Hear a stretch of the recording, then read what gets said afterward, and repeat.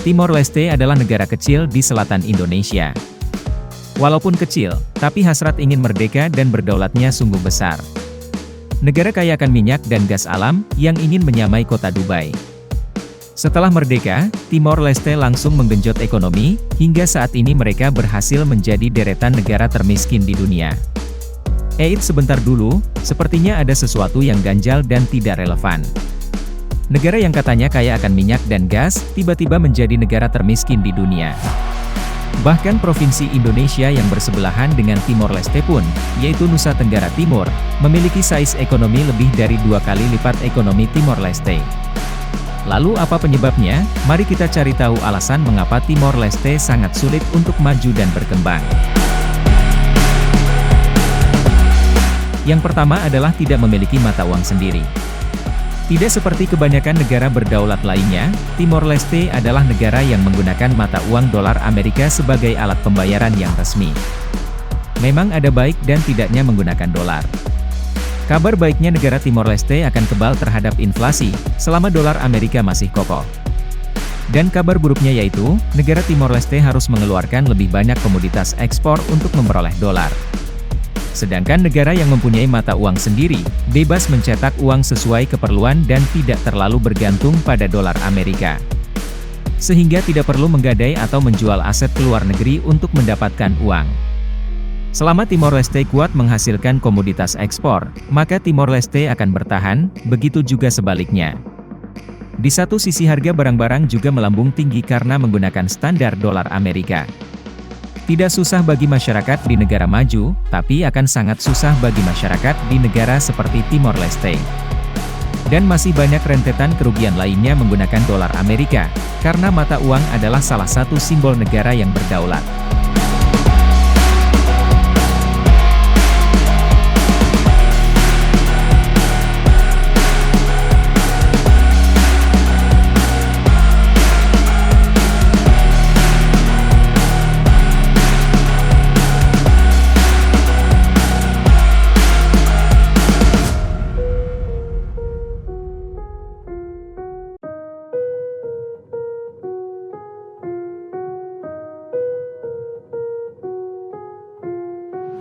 Yang kedua adalah rendahnya sumber daya manusia di Timor Leste. Bisa dimaklumi jika SDM di Timor Leste masih tergolong rendah. Karena negara ini masih minim pengalaman. Akan tetapi, SDM yang rendah memberikan kesempatan bangsa lain untuk kembali menjajah Timor Leste, baik secara kedaulatan maupun ekonomi.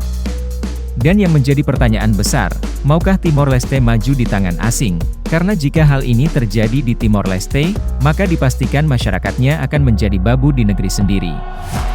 Memang saat ini masih terlihat samar-samar, tapi Timor Leste juga harus sadar, bahwa banyak bangsa yang mengincar negaranya untuk dijadikan diaspora dan koloni. Mengapa tidak? Sudah banyak contoh negara-negara yang seperti demikian. Dengan perkembangan zaman yang semakin dinamis, tidak banyak lagi waktu yang tersisa bagi Timor Leste untuk membentuk SDM yang cerdas, terampil dan cekatan.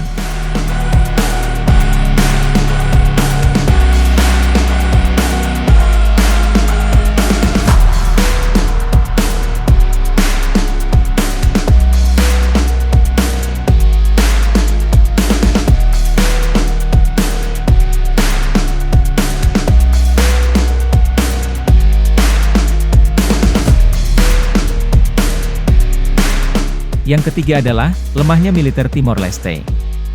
Kita tidak usah munafik dan bertele-tele lagi, suka tidak suka ini adalah faktor yang tidak kalah penting. Dengan lemahnya militer, maka diplomasi tawar-menawar antar negara akan semakin alot dan memperlambat kemajuan negara.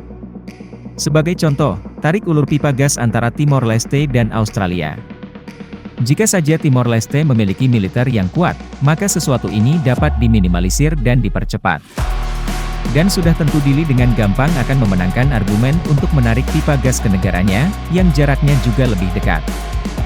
Di lain sisi, militer yang lemah juga memungkinkan negara asing untuk mencuri sumber daya alamnya dengan leluasa.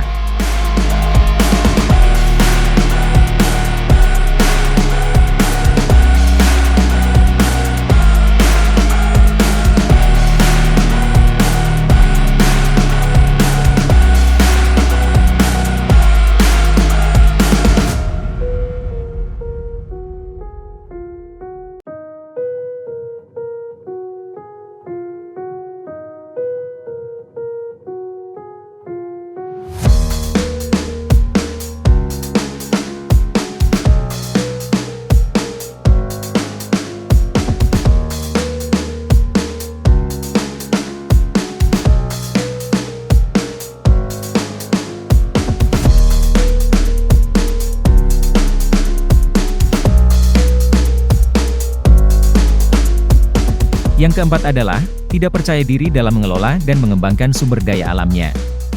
Salah satu alasan Timor Leste ingin merdeka adalah untuk mengelola sumber daya alamnya secara mandiri. Karena Timor Leste merasa memiliki sumber daya alam yang sangat melimpah. Namun beberapa tahun belakangan, Timor Leste dikejutkan dengan cadangan gas alamnya yang hampir habis. Untuk itu, cadangan gas alam yang tersisa akan dikelola sangat hati-hati. Hal ini tentu memperlambat proses kemajuan. Karena Timor Leste masih harus memikirkan teknologi yang belum dimiliki serta membutuhkan biaya yang sangat besar. Atau memilih opsi joint partner dalam mengeruk sumber daya alamnya. Kegalauan ini cukup beralasan, karena Timor Leste sangat menggantungkan pendapatan pada sektor minyak dan gas.